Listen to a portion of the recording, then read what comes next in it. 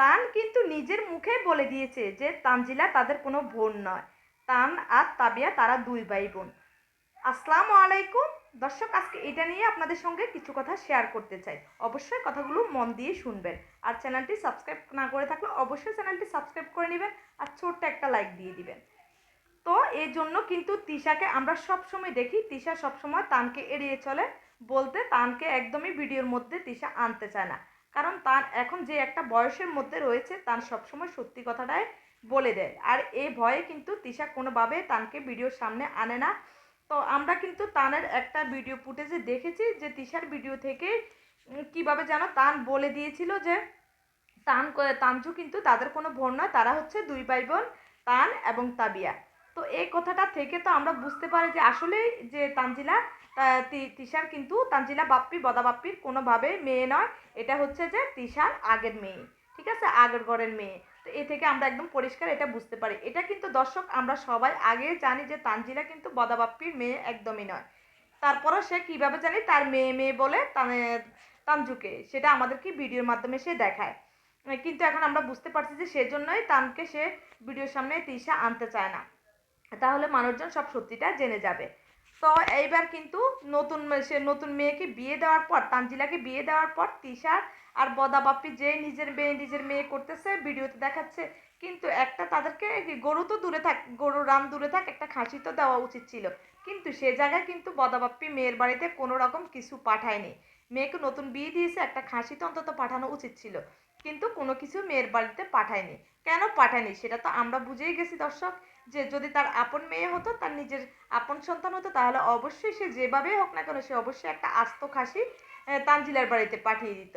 সে কিন্তু নিজের মেয়ে ভাবে না তানজিলাকে, তানজিলা কিন্তু তার আপন মেয়ে নয়, সেই জন্য সে কিন্তু তানজিলার শ্বশুর বাড়িতে কোনো কিছু পাঠায়নি।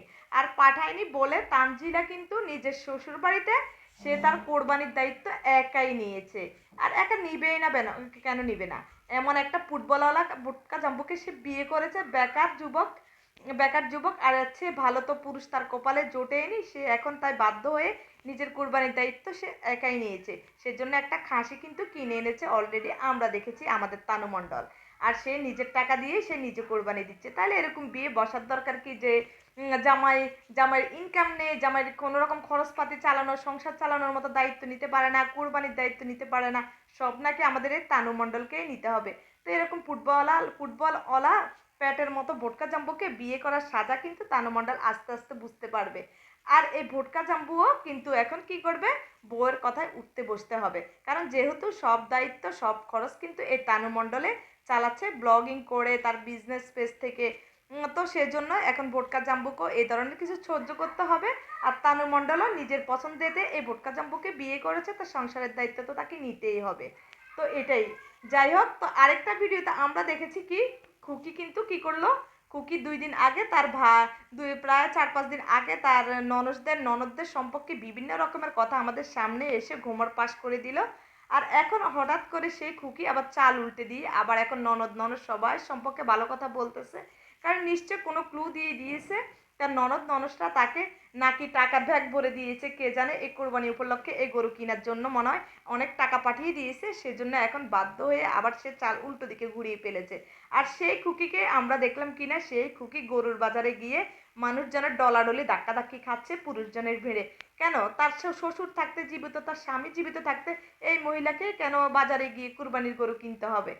পুরুষটা কিনে আনলে কি যখন বাড়িতে নিয়ে আসবে এই কোরবানির গরু কি বাজারে থাকবে নাকি? এটা কি বাড়িতে নিয়ে আসবে না?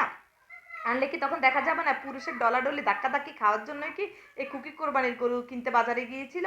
আর এত টাকাই বা সে এই কোরবানি গরু কেনার জন্য কোথা থেকে পেল? নিশ্চয়ই ননদটা তাকে এই মুহূর্তে অনেক বেশি সাহায্য করেছে, যাতে সে তাদের আরও অনেক নতুন রূপগুলো সামনে নিয়ে আসে। তাহলে তো তাদেরকে দর্শক তাদের সব আসল সত্য সম্বন্ধে জেনে যাবে। আর লোকজন আস্তে আস্তে তাদের ভিডিও কিন্তু দেখবে না। এই তিশার কিন্তু যে বড় একটা চ্যানেল, তাদের সব বোনের চ্যানেলগুলো কিন্তু মোটামুটি এখন বড় হয়ে গিয়েছে, খুব ভালো পরিমাণ তাদের টাকা ইনকাম হচ্ছে।